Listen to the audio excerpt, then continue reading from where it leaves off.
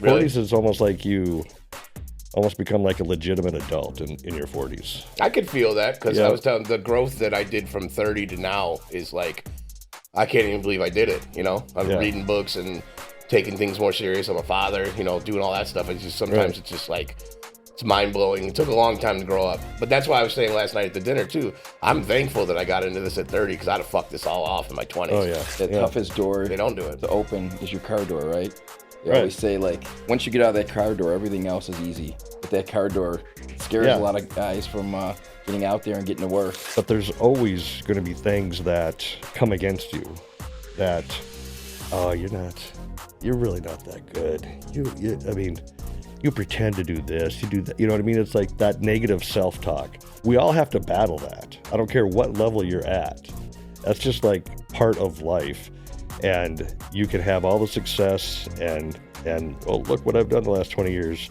In this business, none of that matters. What matters is what are you doing today? Oh, hey, oh. You are now tuned into the best roofing podcast in the world, the Roof Trollz. We ready to go? Right into controversy, right on the Roof Trollz. We are ready to roll again. Hey, I got Mike with me. We're here at Hook Agency. Got some cool guests. One of our guests that I'm really excited about, Ty Adams. Ty, why don't you let everybody know who you are? Ooh, how long do we have? No, that's a loaded question. Yeah. So my name is Ty Adams. I own a consulting company, coaching, whatever you want to call it, called Adams Business Results. I've been in the insurance restoration niche, which I don't like saying niche. I prefer niche, but I believe it's actually niche. But that's something about me that, you know, I got to go against the current. But I just started learning how to read a couple years ago, so like, it's a whole new world, right? Don't make me bust out in the song because dude, I would love that. I'm into that. We got the you mics guys here, are the dude. karaoke kings, right? Oh yeah. When are you going to start that podcast, Karaoke Kings? We should. We'll get Gabi to come on and do it. Yeah. For sure. Yeah, have you been karaoke with Mike? No, dude. No. What do you think? What do you think he does? What songs do you think Mike does? Oh, he's more like a what's the classic New York gangster guy? New York gangster guy. You know, New York. You mean Frank Sinatra? Frank Sinatra. No, there you go. absolutely not. That's the furthest from anything. Okay, Right Said Fred. No. Really? Yeah. Queen. Nope. No. AC/DC. Nope. You're Man, way. I thought you're you knew way me. off too. You're like way off. Way off. Yeah.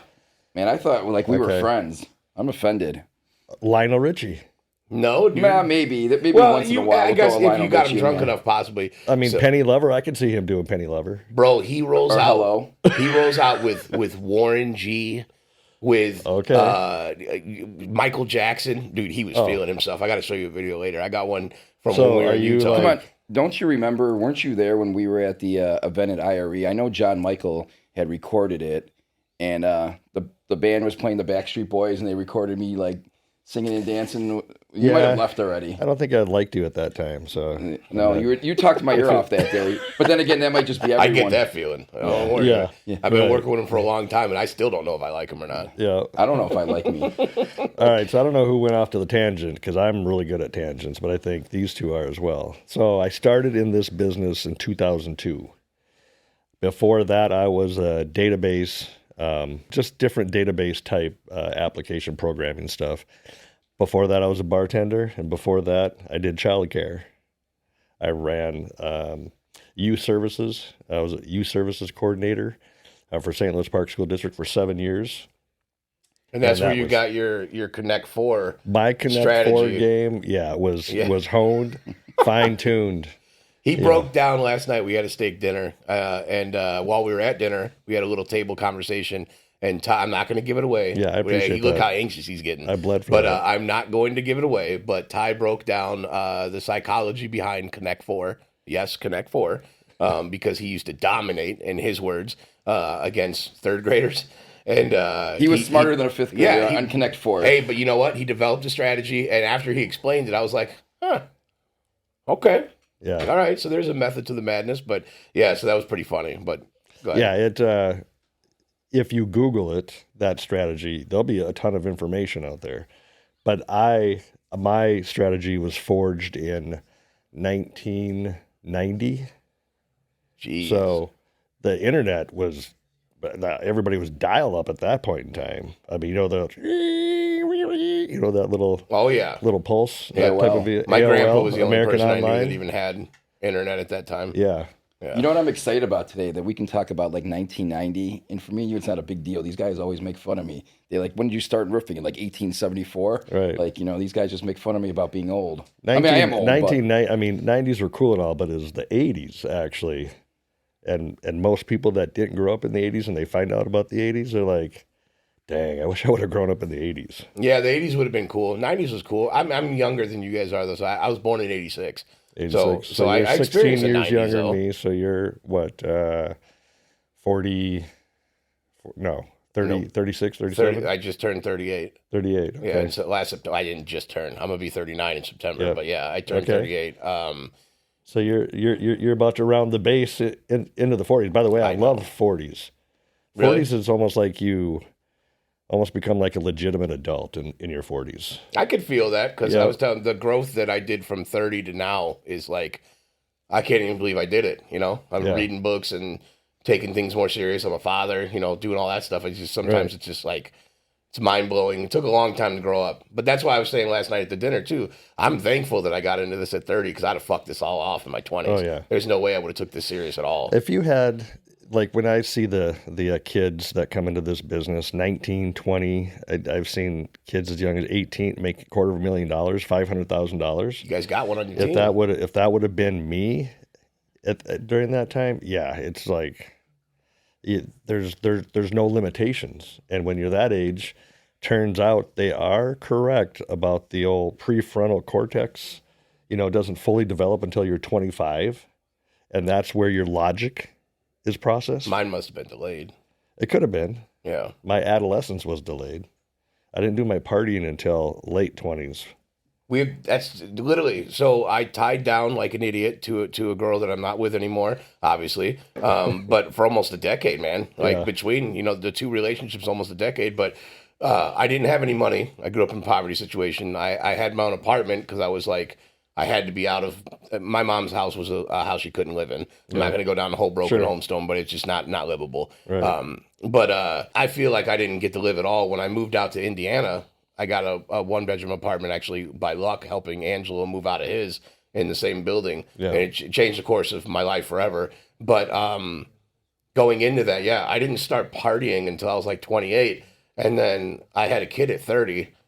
And then about 32, when we were all like, hey, man, this has got to be, I was in the industry at 2 years at that point, but I was like, hey, this is going to really change my life. It is. And it's going to be consistent because I'm going to get better at it. Right. So then from 32 to 35, I was like, hey, man, you're onto something here. And then when I hit 35, I was like, dude, this could be bigger than I even imagined it would be. And here I am at 38, and I haven't even scratched the surface, man. I interview people like you, and, we had Tony Fathom on here and stuff like that. And like watching what those guys are doing, it just really opens your eyes to like, man, we're not even unlocking even a quarter. He hasn't even unlocked a quarter of his potential. You have. Yeah. Well, they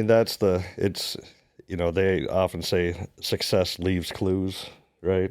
And so, like you're talking about Tony and guys that have been successful.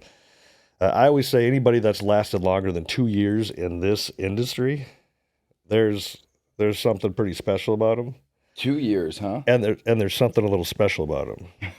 I'm saying because there's a lot of 1 year, like they'll come in, they'll make some money, and then they're like, yeah, this isn't for me. Like, I made 150,000. I never made more than 50 before, but knocking doors sucks. And they're like, okay, well, hey, you're right. This knocking on doors, working with the insurance claims, there's a lot of frustrations, a lot of things that, you can sell 100 contracts and if you built 50, you would be lucky. Or you would about average, right? Mm. So that's signing a lot of contracts where you don't actually get paid. You don't actually get any deals. But if you are the professional, you understand you are getting paid because that's teaching you how to become better. I would say outside of being, because you're talking about the industry and everything, outside of being maybe a professional athlete, this has got to be the greatest industry you can work in. Like, this has been the biggest blessing in my life, is becoming into this industry, and this is like the greatest thing that ever happened. Right. Well, the barrier to entry. So, we all know you don't have to be 172 IQ to do this, right? In fact, I prefer emotional intelligence over, book IQ intelligence. You've got to be able to have the work ethic. Like, you can get in for that 1 year and do your thing, but you have to be so mentally strong to stay in this business, because I don't care where you're at if you're a new owner or a sales manager, or you just started out, or I've been in the business for almost 25 years, doing the consulting coaching stuff now, but there's always going to be things that come against you that, oh, you're really not that good. You pretend to do this, you do that. You know what I mean? It's like that negative self-talk. We all have to battle that. I don't care what level you're at. That's just like part of life. And you can have all the success and oh, look what I've done the last 20 years. In this business, none of that matters. What matters is, what are you doing today? Yep. You're only as good as your last performance for sales. Yep. Right. I tell my guys that all the time. Took me 6 years to turn a camera on. 6 years. Like, I just kept beating myself up mentally, telling myself, hey, man, you can't get on a camera, dude. People are going to laugh at you. People are going to roast you. People are going to, they're going to say this, they're going to say that. And then at the end of the day, it's like, man, fuck them. You know what I'm saying? Like, I got something that I want to say, and I think that people need to hear. Dude, you're such a unique cat. I mean, what you have to offer, there's nothing generic about you. And that's what people love about you, I presume, is, your authenticity. It's like, I've never had a conversation with you, and I've seen you have conversations with other people, and I don't see anybody walking away like, yeah, that guy's a clown. He doesn't know what he's talking. You know what I mean? When somebody's kind of faking it, right? But so yeah, that's awesome that you were able to overcome that, because what you have to offer is tremendous, and what you have to offer, nobody else has to offer. So yeah, keep it coming, man. Well, I appreciate that, man. I try to play on the uniqueness too, and me and Angela were talking about it when we had Tony on there too, because we went to dinner last night, and we get to dinner, and it was an amazing dinner. It was the best dinner I've ever had. I've never experienced something like that. Manny's Steakhouse is, dude, like, so good. I have not found a better steakhouse. Not that I've been all over the world, but Manny's Steakhouse, Minneapolis, Minnesota, is like the bomb. Oh, that was the best Rockefeller oysters I've ever had in my life. The steak was amazing. The desserts were, Did you have any of that lobster? Yeah, I split it with Angelo. Those lobster tails are. It came out the size of a football. I was like, I've never even seen a lobster like this. Everything is huge. Yeah, there, right? it was just absolutely amazing. When we show up to this thing, you know how I am. I'm t-shirts, jeans, straight bill hat, like nice kicks. That's just who I am. Yeah. But I get in there, and Tony's in a sweatshirt, and you're just in like normal gear, like sweatshirt, jeans and stuff. And I'm like, fuck yeah, dude. Like that really gets me fired up, because it's so cool to watch other people that, you guys are doing huge things, and your success level is on a different level than mine is. Like, you guys are a lot further along in the game than I am. But watching you guys be so humble and present yourselves as who you are, you know what I'm saying? Like, you don't need to wear a suit. Right. You guys don't need to, never flashy about anything. Like, people wouldn't even know that you guys are at the rate you guys are in your lives, by just meeting you. Like, no one would know that, Right. And that's something that I'm hoping. One, that I get to the level you guys are at, and two, that I'm able to do the same thing that you guys are able to do as far as like humility goes, because that's they might have man. an indicator if they see us get out of one of Tony's vehicles. Yeah, they might have an indicator. Yeah. We briefly. I didn't bring up the fact he had a Lambo on here, because I didn't. I don't know how he's gonna feel about that, but that's still mind blowing to me. And a yacht, what I too. love about that is that Tony didn't just make a bunch of money 1 year or 2 years and then decide to do that. Like, that was something he had wanted long term, and he could have gotten that a lot sooner. But it's one of those things that he strove for, and then he finally got, and it was something that he had to go out and earn in his mind, right? Mm-hmm. Like, he could have done it earlier, but it also just kind of shows, like, he's not a flashy guy, but he's a non-flashy guy with some flashy shit, right? Yeah, yeah. Well, it's badass because Right. we were talking about that. So like the getting into the gold thing, because that's what I'm starting to do now is like reward you. You know, you reward yourself. Like for instance, I didn't buy my first truck till last year. That was and I've been doing this for a while. I've been making okay money, and I never did it, but I bought my first truck, and I'm like, man, I really wanted to get it. And what were you selling in before that? So company vehicles. Okay. I never even owned one, dude. Like I said, the first vehicle I had in here, I totaled. I started as a canvasser, Chrysler Pacifica. I worked for Mid-America. I'm not happy about this, but I'll be honest with everybody about it. I was looking at roofs like a dumbass driving, smashed into a pole, totaled my car. So then the second car I bought a beater, $1,500 Trailblazer, was leaking oil. I couldn't park it in customers' parking in their driveways because it would leak oil. And I drove that around for a little bit. It had like the windows we had to roll down and stuff. So that was the second one. And then after that, he got me a truck at Mid-America. I worked there for a little bit. I went to another company. They got me a truck. Went to another company. They got me a truck. And then before I knew it, it was driving company trucks around. And then I bought Amanda a vehicle. I bought her a 2017 Equinox, the first one we bought in like 2019. And then I came back. I was in a really good spot last year. I gave my mom that vehicle with under 50,000 miles on it, and I felt really good. Yeah. And then I bought Amanda a Bronco, and then Amanda told me, she's like, hey, man, she's like, you got to do something for yourself. Like, you need to do this. Like, you bought me 2 vehicles. We got a house, done all this stuff. So I'm like, all right. I was going to go modest. She pushed me. So I was looking at just a Ram. I wanted to buy a Dodge Ram. And one of my dream trucks was a Ford Raptor. I just always wanted one. Yeah. And I texted her about it. I said, hey, I'm looking at this Ram. She goes, well, why aren't you looking at the Raptor? And I'm like, well, because the Raptor is this much. She goes, get the Raptor. So I like send it to her, and I'm like telling her the cost stuff. Like, she's like, no, get the Raptor. And I'm like, okay. So I got it. And, I love my truck, but it made me open my eyes to like, hey, man, maybe I should do this sometimes, like to set goals for things that I want. So my new thing now is I want this watch that I saw at a watch recently, and it's $1,500, which it is expensive for a watch. Is this the watch you had on last night, or is this a different? Yeah, watch? This is what I had on last night. Okay, because I was looking at it, I was like, that's a big watch. Yeah, it's called a Diesel. It's a Japanese watch. I just started learning about them, but I looked at this one too. Full disclosure now, for a year before I bought it, and this was only $250. Okay, but I looked at it for a year, and I'm like, man, I really want to get that. Yeah, I went in there and I got sold. He knocked out $50 on it, so I got it for $200. I'm like, all right, I'll take it. But I've been looking at a $1,500 one, and I'm like, I really want that. But I'm like, I can't just go buy that. I can, but I don't want to. Right. So I was like, all right. So I set a goal. So our goal now is 18.5 to 20 million is what we want to do. Yeah. So if we do 20, I'm going to go get it. Okay. And that's like my reward to myself. So I don't have Lambo money, but one day, hopefully. But I do like the idea of like working towards something. Right. Even though you can afford it, doesn't mean you should get it. You should. I mean, and that's the yourself. Huge lesson that anybody can learn, whether you're at 60. I mean, you can change your habits, your spending habits, the way that you go out. I mean, if you're just impulse buying everything, that's why it's like, dude, I don't know about you guys, but I am sick of Amazon in front of my house. Right? Well, for me, it's Starbucks, dude. I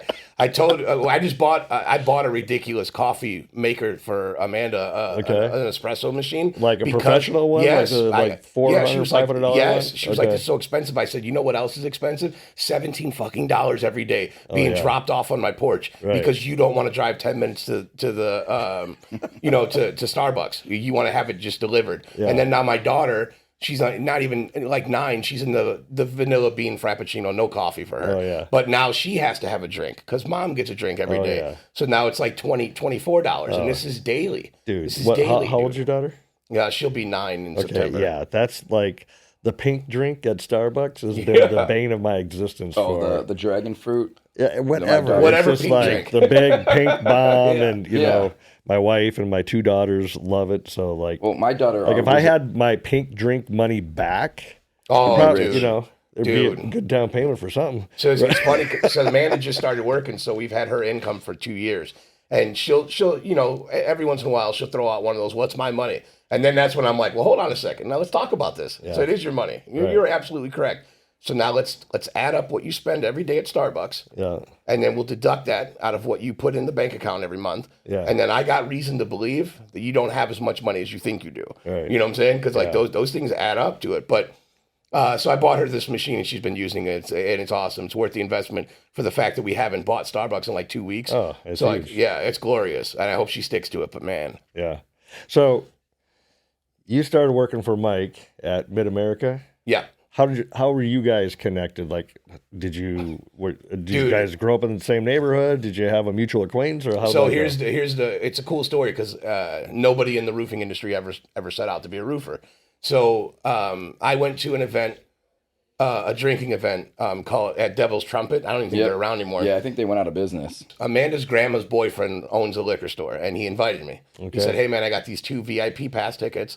Would you like to go to this event with me?" And I'm like, "Sure, dude." He's like, "I'm only going to hang out for an hour," but he's like, "But it's good craft beer. We know the people who own it and stuff. There's going to be bands there." I'm like, well, "Hey, you know what? It's a Saturday, daytime, whatever. Yeah, let's do it."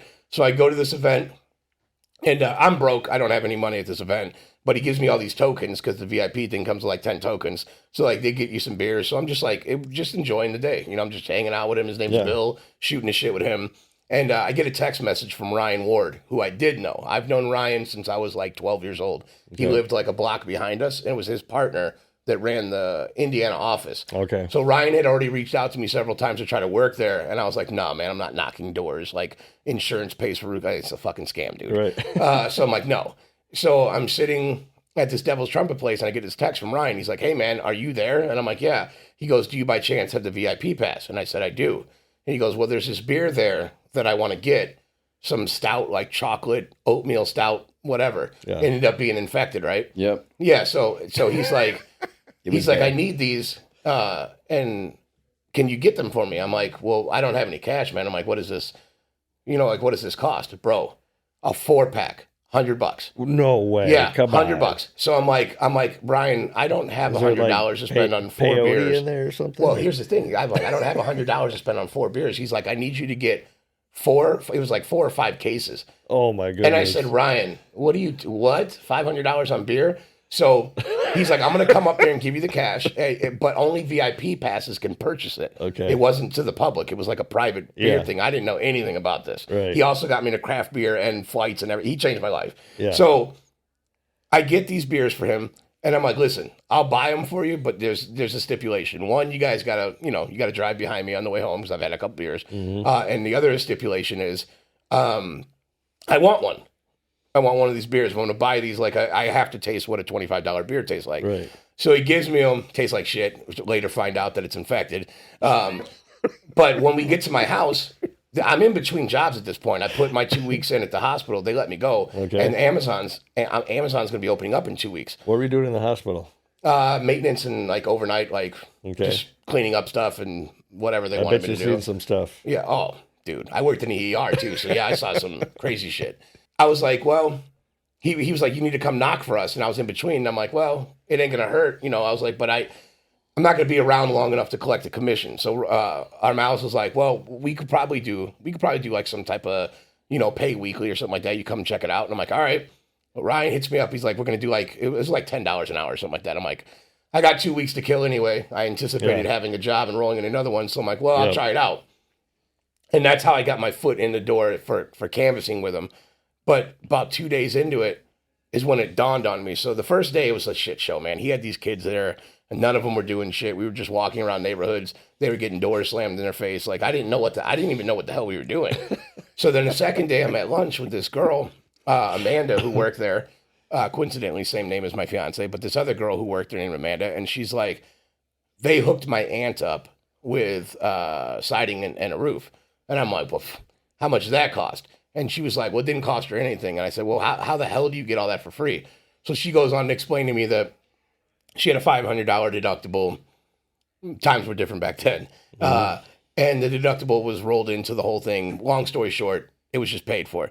And I'm like, well, who paid for it? She's like, the insurance company. I said, we're not knocking to bill homeowners for this. You guys are, the insurance pays for this? And she's like, yeah. And I said, all these people are paying for deductible. And she's like, yeah. And I'm like, how in the fuck are you guys not closing deals? I said, well, I'm going to go knock. Because their sales manager wouldn't let me at that time. He was like, no, you're not ready to go knock door. For hell with that. Lined up 4 on spots, ended up getting 3 signs that second day. I told Amanda, I went home that day and I said, hey, I believe that there's money in this. And I believe that we can make money. And I think I'm gonna quit Amazon. And I think I'm gonna focus on this. Mm-hmm. And she was like, no, you're fucking not. And her family was like, no, you're stupid. Like, there's no guaranteed money. You know, all this shit. I said, all right, you guys are right. I probably should stay a little longer and see if the money comes. I'm like, I agree with you. Next morning on my way to work, I called Amazon. And I said, hey, I'm out. I'm out. I told Amanda when I got home that night, I said, babe, I quit. I said, I'm sorry. I had closed 2 more deals that day. And I'm like, I'm sorry, but it's a good thing you did. There's something here. It's a good thing you did, because I've seen a lot of people that have the capability and the talent to succeed in this. But if you are not all in, right? I mean, this job's tough enough. If you mentally are like, I'm just going to kind of hang out and see if this works, it's hard for you to get to that point where I like to say the difference between everybody wants to, few people got to. And when you quit it, when you say, I'm not coming in, no thanks, now you got to, right? Mm-hmm. Now the pressure's on you. Mm-hmm. And that's another reason why I love people in this industry, because everybody reacts differently to pressure. And in order for you to continue to succeed, you have to be able to handle that pressure in a professional way. We all know people that have been in this industry, and they may even still be in this industry, but people don't want to work with them because they're hotheads, right? That's what comes out of you is what's in you. But when you're squeezed, that pressure, that's what comes out of you. So if you've put 25 books in a year into your head, if you spent time, at conferences or going to masterminds or doing that development, that's what helps you find. Well, I was a hothead in the beginning, and that's what made me open my eyes, because 2 years into it, nobody wanted to really take me seriously, and that's why I left Mid-America, was because the growth wasn't there. But later on down the road, when you start to actually break yourself down, you realize that the growth wasn't necessarily not there. I just wasn't ready for it. Right. So I had to really hone in on that and be like, dude, why don't people want to work with me? And then you find out why people don't want to work with you, because you're a cocky asshole. Right. So you were good at talking. You talked your way into contracts. Well, that's great. Yeah. But then you didn't know shit. I didn't know anything about roofing. Right. I had been selling roofs for 2 years. I had maybe been on 30% of those roofs. I'm being honest. That's how I know to do things the right way, because I did everything the wrong way. Yeah. So when I got into this, I didn't climb roofs. I talked to homeowners. They fell in love with me. We signed deals. Thank God there was actually damage on their houses and they were getting paid for it. But that's just the reality of it. I didn't have any training either, though. And that 30% number is very high. The what? We used to always joke about Elijah. We don't even know if he got on a roof the first 2 years at all. Yeah, and I was doing these apartment complexes, dude. I did a 5-building apartment complex, never got on the roof at all. And that's not something to gloat about. I said we laugh about it now, but I could have fucked those people over. That's so fucked up. This guy didn't train you? No, come on, man. What's going on over there? Not back then. No, that was that wasn't my forte. Yeah. No. What was your forte? Training the guys, just organizing and bringing everything together, and planning. Dinners at Manny's and stuff like that. Bringing the party ball in. Yeah. Yeah. One of the first times I met him, we were at this previous engagement, and we were in a hotel in Indianapolis, and when they had a break, they brought out the disco ball / speaker for tunes and whatnot, high energy. I can't remember what we put on some music, and then we all just started jumping around, and yep. And I was like, okay, I don't know about this. Well, we had we'll send a couple extra shout outs there. Heath Hicks was there. I think he was like, what's going on with these guys? TJ for sure. TJ Albert, shout out to you too. He was for sure like, what is wrong with these guys? And somehow JJ Beard, shout out to you too. We're still friends after all that, because he was like, he told me, he's like, man, what is wrong with these guys? Like the two of them. Like, didn't JJ just was he with GAF? No, he was with TJ at that point. No, but where was he at? Oh, he was GAF prior to it. Right. Yeah. So he hadn't been with TJ for very long. I think 2 years, at that point in time. Yeah, I remember JJ. He was over on the side. We had those tables like in a U or whatever, and I was like, That looks like a serious cat, right? Well, my first interaction with Mike is why I stayed in this industry. It really is. So I worked with Ryan maybe 3 months before I met Mike again, because I met him the first time when he took me home. Mm-hmm. But then after that, I didn't see Mike, but inside the office, everybody was like, oh, yeah, this is, he's the owner and all that stuff. I just remember when I did casually walk by him, every time, dude, he'd be like, how many contracts did you get this week? And I would tell him, he'd be like, damn, dude, he's like, good fucking job, and I'm like, oh, thanks, man. And then I would get paid, and some people in there, he paid every Friday, so some people in there would see these checks coming, and I would get animosity from a lot of them. Like they would, you know how it is. Office people never want to respect a salesperson's hustle, but salespeople are assholes. So like we kind of gloat a little bit so we can understand it now. But at that time, I never really get it. But there was two things that had never been said to me in my life, and he always said them to me. One was good morning, and the other one was good job. So like I'm sitting in here, and I go to work every day, and he's, hey man, what's up, dude? Hey, how was it in the field yesterday? And I'm like, it was good. It was good. You good? Yeah. And then he would be like, hey, man, you're doing really well. Or, hey, I have some checks that some people aren't picking up, and I've noticed you've been hustling. Why don't you go grab these for me? So then it became like I started like going to do more, and they were putting money in my pocket. And then before I knew it, Mike's like, well, have you ever, you got to come to these events. And I'm like, well, dude, I've never flown before. 30 years old, never flew before. Took me on my first plane. Yeah. Went to my first event. Started learning about beer with him, started hanging out with him after that. And then it's like, he's got a famous piggyback ride. You ever give him one of those? He has not. You haven't given him the piggyback? The piggyback. Is this like, we'll talk right later. Is this some drunken night that I don't remember? Because there's plenty of them, so. I don't know. I don't know what you don't remember, but. Not a lot. I barely remember what I did yesterday. I stopped drinking a little bit over 2 years ago, so I have been around you when you've been drinking and I haven't. Oh, I know. And that is a good time. I do like that. It is good entertainment for the sober guy. Yeah. Because you always see that moment where all of a sudden they're like, oh yeah, there they are. Yep. They're like, hey, what's going on? And before they were like, hi. That's awesome. It's pretty fun to watch. But he was just a good dude right out the gate, and he was just treating me like a human. Yeah. And at the time, like, just people didn't, especially salespeople. Right. And at least the ones that I knew from Mid-America, because I'd been there and I watched so many. It was a revolving door, and so many of them go in and out and stuff. And then we just had a falling out because his partners and I did not see the same philosophy. And he wasn't really at, in a spot where he could change. They were trying to do things that I just wasn't into. Right. So they had we reset the pay structure one time. I earned my way back up. We reset it again. And I'm like, nah, man, fuck that. I've been the top dog here for 3 years. Like, you're not resetting my shit again. I'll just go somewhere else. So then I ended up going somewhere else. But I told Mike on the way out, and I stayed to that. So two things that happened there that changed my life forever. And it's my biggest accomplishment when I tell people. They're always like, oh, they're waiting to hear like how much money you made. It's not that. It really isn't. The coolest thing I ever did in this industry, and it still remains true to this day, was walk away from $100,000. It felt so fucking badass to do that. So I had just bought my house. I bought my first house in Valpo. I was super pumped about it. I told my realtor, I said, hey, what happens if I quit my job? Like, while I'm trying to close on his house. They're like, dude, it's going to fuck everything up. They're like, you can't do that. And I'm like, really? And they're like, yeah. And I'm like, huh. All right. So the day they gave me the key to my house, like, I quit over there. So I walked away from the money that was on the table. But I told Mike, I said, hey, man, we'll cross paths again. I really enjoyed working for you. We're not on the same philosophy. Yeah. So we later did obviously reconnect. But that was such a cool moment for me because I bought my house, and you talk about pressure, and that's like some of the shit I was doing to put pressure, because we were behind on our bills at first when we first started this, and Amanda's like, I don't know what we're going to do because the car's breaking and stuff, so I just went out and bought a car. And she's like, what's wrong with you? I'm like, well, I'll hit more doors. I'll work longer. Like, I'll make it happen. So then when the house thing went through and they gave me my key, I walked away from all the money that I had on the table there. Yeah. And then I quit as soon as I unlocked my door.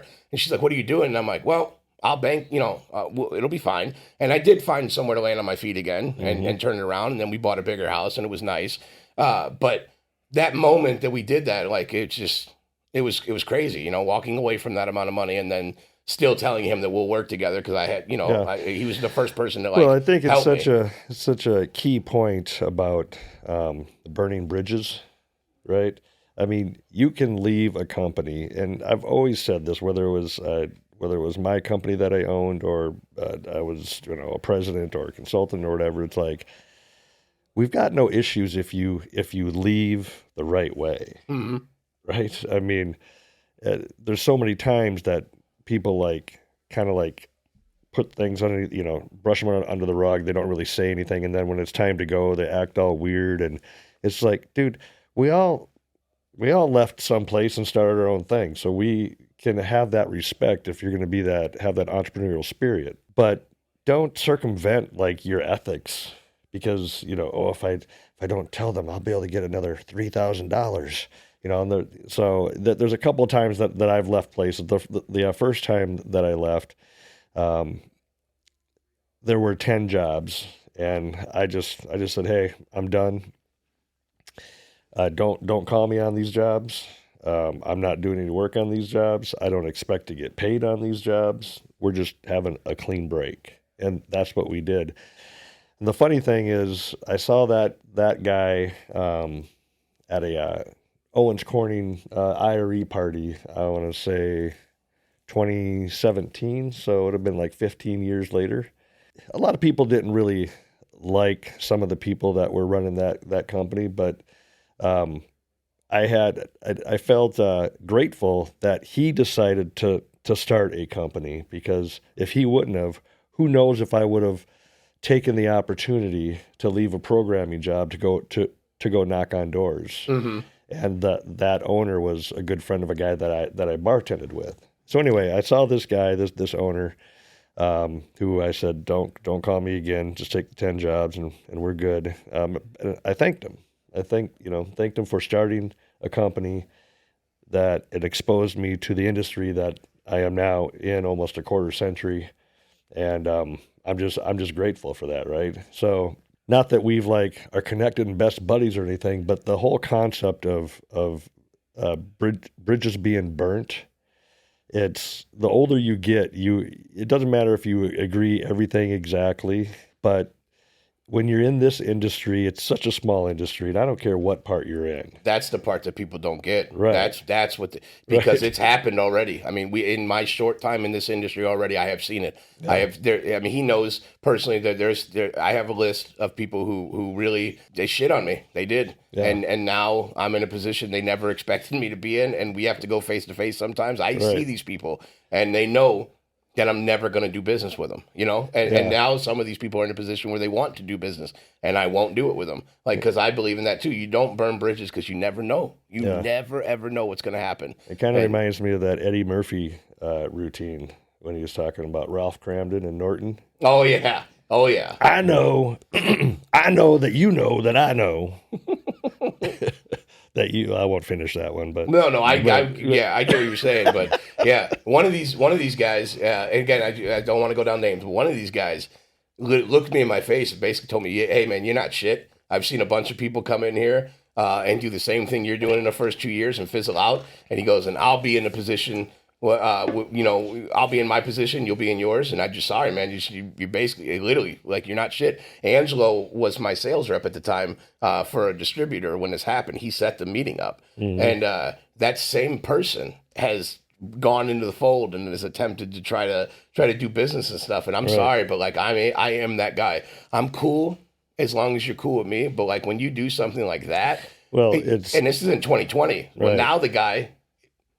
I'm never going to do business with you. It's hard to unknow something. Yeah. When you know something about a person that is just doesn't sit right with you, or it's unethical or ugly or whatever, you can't just get rid of that out of your.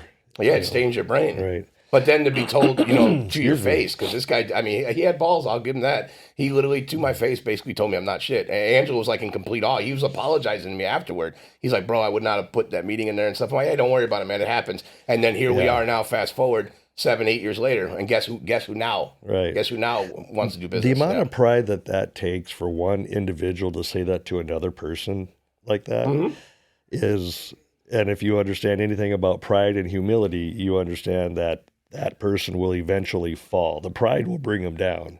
Whenever you put yourself above others, that you deserve something or you should be on this pedestal, it's coming. And the worst part about it is the guy's not a bad guy. Yeah. I actually enjoy him as a person now. Right. And we have like connected a little bit, like we have conversations and stuff. Okay. But I still can't because of the way it was done. Like I still can't. But I've forgiven him. I've moved on past that. But I'm still not going to break bread with you because I, keep the same energy. I'm not sure. Yeah. For me, there's a couple of guys that, one that you know for sure. You know this gentleman too. I ran into this guy in the airport in Phoenix. I had a layover there, and I was heading to Dallas, and we just crossed paths. And he said, "Ty," like Elijah, you know this guy too. Like we're best buddies, and he basically did me dirty because I got him into a place, and then snaked you out of it. When he left. He didn't give me the courtesy of just, hey, just want to give you a heads up, maybe even get some advice. And it was all a pure selfish, like he thought he was going to make so much money by making this particular move. So he's never apologized for that. And if he would apologize, I'd be like, what up, dude? Hey, I appreciate that. Thank you for saying you're sorry. Because I've done that. I've screwed up, and I've said sorry to people. Yeah, you got to own it. And then there's another guy that... Did you say what's up to him, though? Or was it like... No. So he said, TY. And I said, what's going on? And he looked at me and I said, where are you going? I was hoping he wasn't going to the IRE. Mm-hmm. He goes, I'm heading home. I looked at him and I said, good luck with that. And just kept walking. So I wasn't going to get into any kind of nasty, but I also wasn't going to give him the... Oh yeah, we're all cool. Yeah. Right? It's we would be cool if you made it cool. Yeah. I'm never expecting perfection from anybody, but just have a conversation. I don't care if you leave or if you're going to go do something else. Do it the right way. And people will respect that. Mm-hmm. And then when the next opportunity comes around, be like, hey man, I appreciate the way that you left. I'm thinking about doing something new. You want in? Yeah. You see what I'm saying? Yeah. Right. And people figure out things just because someone's not shit now. Who knows what happens in 7 years? Maybe that person starts developing, like you said, their brain starts developing. They're like, oh, hey, maybe I should apply this. Mm-hmm. And then they go to a whole nother level because success happens so quickly sometimes and you just like lose sight of it. Dan Walrack would be a prime example of that. That guy didn't want to speak or anything. He's openly said he didn't, he wasn't embracing that. But hey, you know what? The industry had different plans for you, bro. When you do something like $18.5 million, you're going on a stage, brother. Like if those cameras are getting turned on, whether you want them to or not, and you just never know, And he's built for that, by the way. Yeah, 100%. There's not the $18.5 million has a lot to do with Dan's magnetism, right? He's kind of a larger than life kind of a guy. Yeah, and customers, I sure appreciate working with that type of person. And that type of person is also going to excel doing these things, right? Yeah. But yeah, he's got a ton of knowledge, can be very helpful. And the bottom line is Dan's worked his ass off, right? Yeah, he told us last night he's been in this since 98. Right. Which is crazy. I was 12 years old. People will see Dan can do 2-3 million by just being Dan. But you still have to work, right? Dan is still, yes, he's made these connections and he's had customers for multiple times over the years, but you still got to go to work. So all the people that are listening to whether it's us or Dan or anybody, there's so much great information out there, right? But you still got to go do the work. You still got to get out of your truck. You still got to go knock on the door. You still got to make the phone call you don't want to make. You still got to talk to a mortgage company about a check that they've been holding longer than they should. You know what I mean? Yeah, you can develop any process, but until you actually implement it, it's worthless. Yeah. And sadly, most people don't. The toughest door they don't do it to open is your car door, right? They always say, like, once you get out of that car door, everything else is easy. But that car door, it scares a lot of guys from getting out there and getting to work. And it's so easy. I mean, back in my day when I started, we didn't have these little computers in our pockets. I had a Nextel phone, right? So you could still be distracted and do nothing. But now it's like guys are watching movies or they're playing a game or they're, catching up on their communication. So easy to get distracted by that. And that's part of getting out of the vehicle, right? Yeah. Because it's a good weapon too, though. That's the other thing too. Like, big time. Because this is a virtual door knock, Like if you utilize it the right way, Right, for sure. It's amazing what phones can do now. So if you do a virtual door knock with a physical door knock, now you're talking. Yeah. Right? Yeah. Well, you got companies that are usually one way or the other. They only door knock and they do very little marketing, and then you got ones that put a ton into marketing and they don't door knock. It's like, put those two together, and you are an unstoppable machine. Oh, yeah. That's kind of like what we're getting into now. It says, at Romans, when I got here, that was what I wanted to do. That was the main knock on the place that we all used to work at, was like, hey, man, like, you got to let me be a little bit creative here. Like, we got to do something, because the content's so fucking stale in our industry too. Even people who are doing big things still, like, it's like the content's dry. Right. And I was like, well, I have some creative ideas, and they might be outside of the box, and a lot of them are. But the main thing that we're competing for is attention. I'm not competing for money and all that stuff, because it'll come. Right. I'm competing for attention. I want to grab people's attention, and then I want them to look at Romans as like a destination spot for a salesperson to land. Right. And I believe that even if we make less as owners in the beginning, more people who want to work there is more sales. More sales is more money. You're going to grow. So if I can get and retain 30 good, solid sales reps that believe in our structure, believe in us, and look at this as like a family, then dude, we're gonna conquer more than 80% of the companies out there. Yeah, it's all culture, right? So is that kind of like your bucket? Are you the culture guy, or what do you got going on over there? I mean, I guess, what's funny, the transition I made in, so Mid-America, the financial side of the business was a complete and utter mess. Yeah. Right? And then meeting you and meeting some other people along the way, I've really dove into that to really dig into the financial side of the business. So it's funny. We'll give a shout out to Corey Fody. Him and I will work on financial stuff, budgeting stuff, and like that. And like, I know the stuff inside and out. Do you have a nickname for Corey?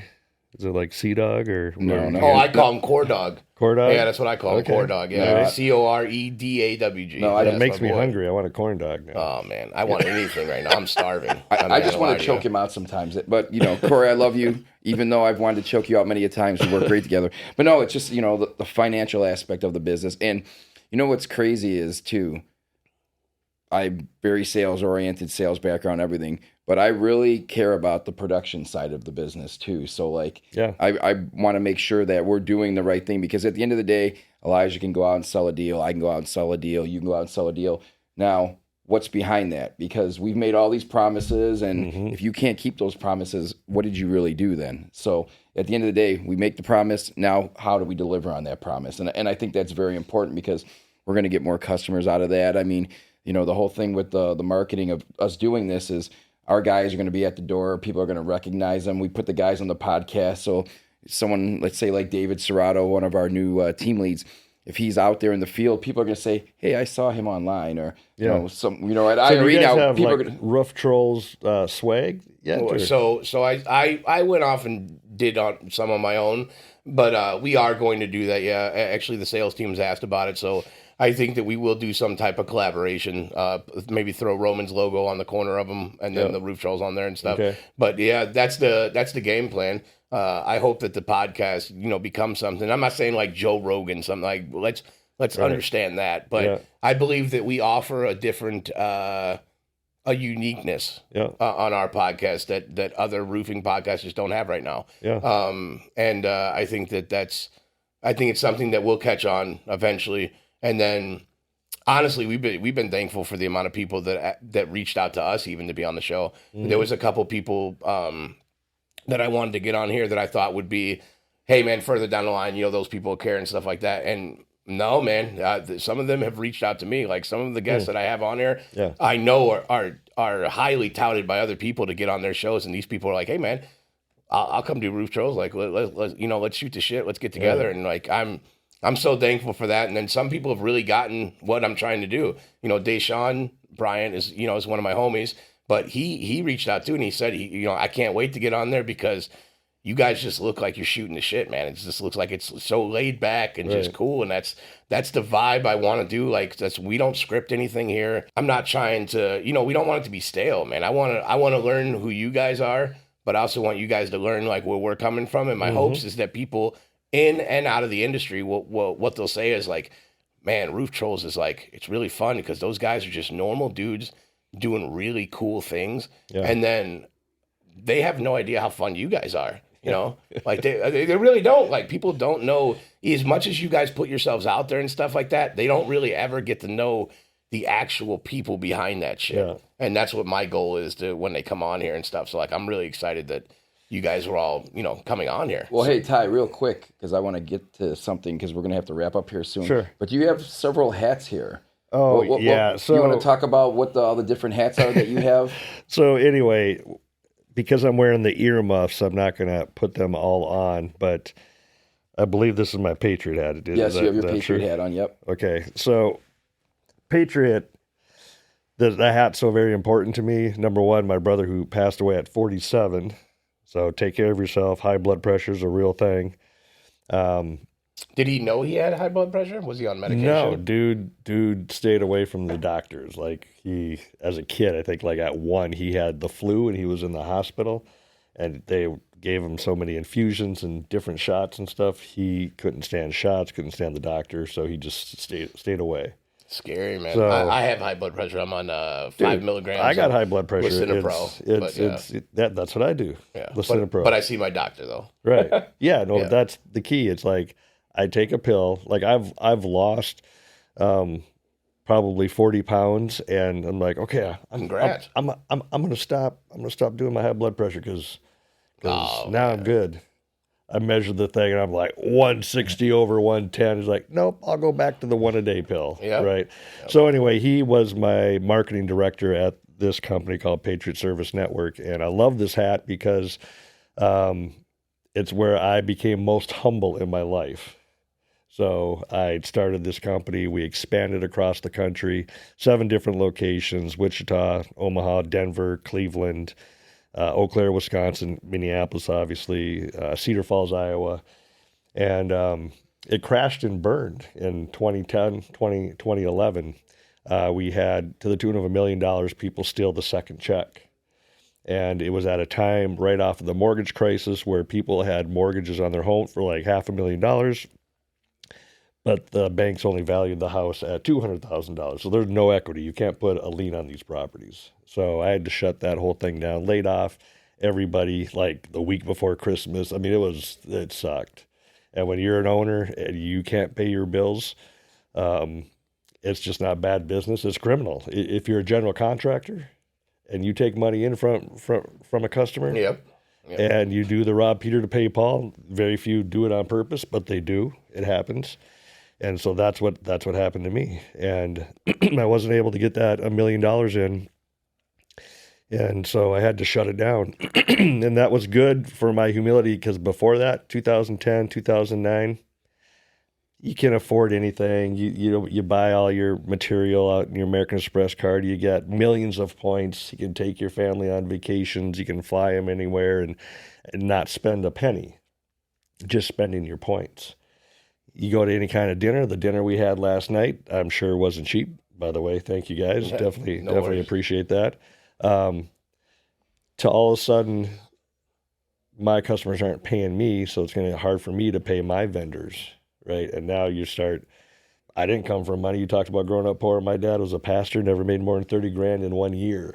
I mean, we came up, I joke with my kids, and they think it's a joke, and that is, we were so poor we couldn't afford pockets because my mom would sew our clothes, right? And pocket would be extra material. Oh, right? People think I'm making the stuff up. My mom used to buy 2 gallons of milk. She would go and get 2 gallons of milk on food stamps, like actual food stamps that look like money, colored. You remember those ones? I don't know if you ever. Yeah, but it was food stamps. So she would buy these 2 gallons of milk, and what we would do, and I'm not making this up, bro. She would take 2 empty gallons that we had at the house, and she would divide those with the 2 halves. So then you'd have 4 half gallon. You should rinse them out water and stuff. 4 half gallon of whole milk. She would then take powdered milk. Yeah. and dump it inside there with water Yep. and shake them up, and then stick 3 in the freezer and then 1 in the refrigerator for our cereal in the morning. Yeah. And then we would make that last a month on the 4 gallons of milk that we pull out of the freezer with powdered milk being half of it in water. Right. And it just tastes like shit. Right. But that's what we did, dude. We would eat watermelon sometimes for dinner. Like my mom would get 2 watermelons in Florida where we grew up at the time. And we didn't have any money. And she would just cut like a watermelon, just a shit ton of watermelon. And that's, with some ramen noodle or something. And that's like what the dinner was. Yeah. So like, it just, when you're coming from that and you're going into this, like, that's why we don't take it for granted. Well, having that perspective is so huge, right? So I ended up shutting that company down, laid everybody off, flew around the country, shut everything down. I often say the best I've had to be in business was when I shut that company down all by myself. Which was not easy. And you have to stop paying yourself. So I had stopped paying myself for like a year and a half. So burned through all of our savings, life insurance. The only thing I didn't cash in was the 529s, which is for your kids' schooling, right? And not that there was a ton there, but there was plenty of times I was ready to cash that in, but I didn't.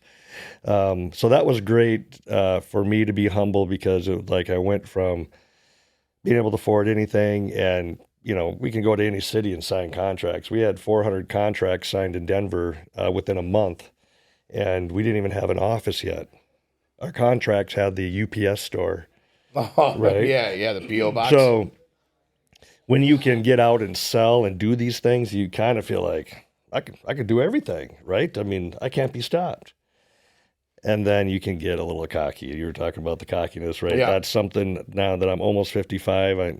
I feel like I'm kind of getting rid of that, but it's still there. Like you got to have a little bit. I mean, we're salespeople. I mean, you got to have a little bit. dog in you, but there's a difference between having the dog and being cocky, right? Like, so, but it was good for me. And then I went to a company called Legacy Restoration. I was there for 6 years, helped them build that up. They were one of the first companies to go the private equity realm.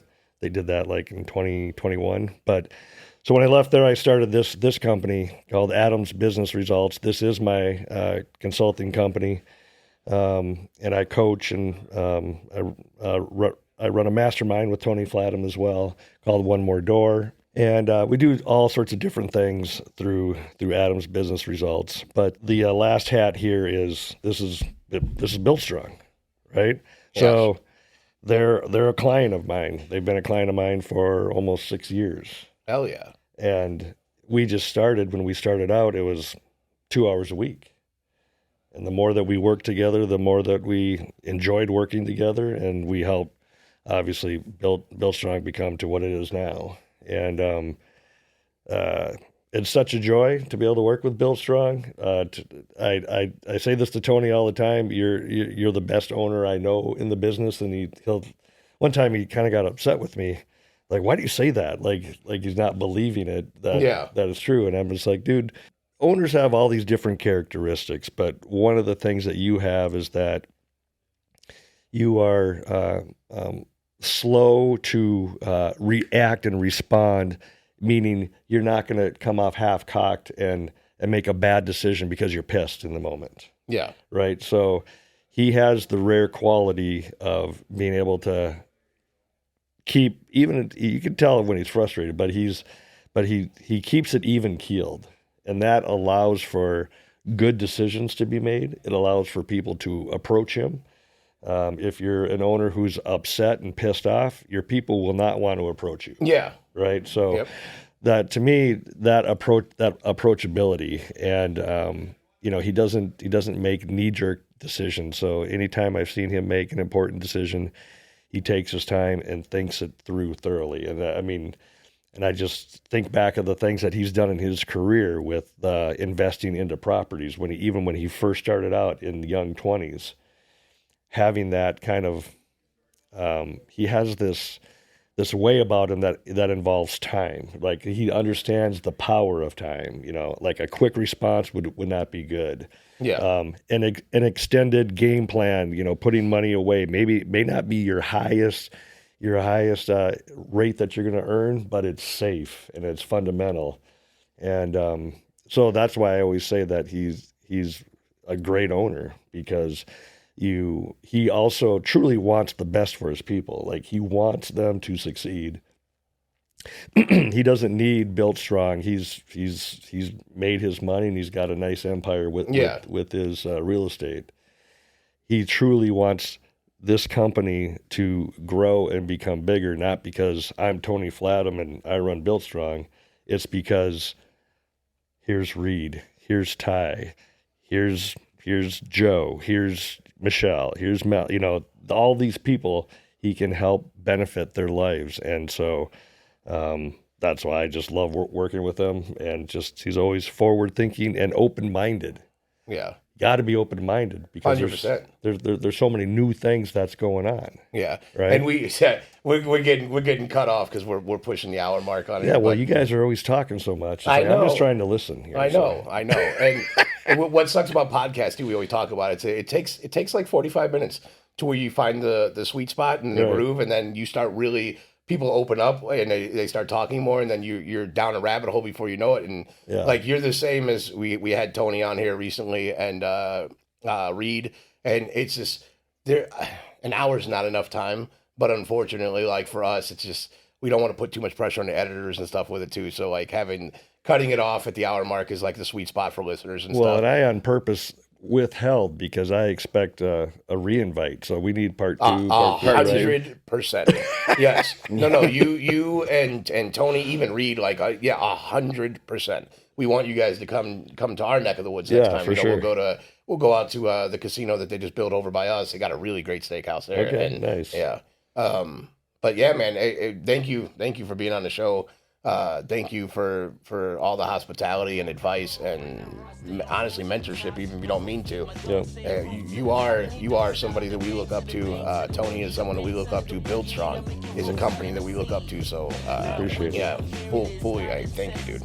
Yeah, you guys are awesome. Like, I learned so much in our previous working together. So yeah, no, I don't know if I ever say it enough how much I appreciate you, but you're my dog, and I appreciate you. Yeah, no, appreciate it, and likewise to you guys. I mean, you guys you're doing different things. This Roof Trollz, right? This is different. You're not doing business as usual. So us old dogs can learn from the young bucks as well. Because appreciate it's like, that, man. you know, we can keep doing the same things, but if you can make it more fun, if you can get more business, help with your recruiting, help with customers, why not, right? Yep.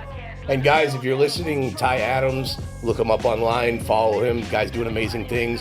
One more door. If you're not in that program, get in that program. And if you don't listen to Roof Trollz, well, fuck it then. We don't even need to hear you anyway. But all honesty, guys, this has been real. It's been fun. And as usual, guys, see you on the next one.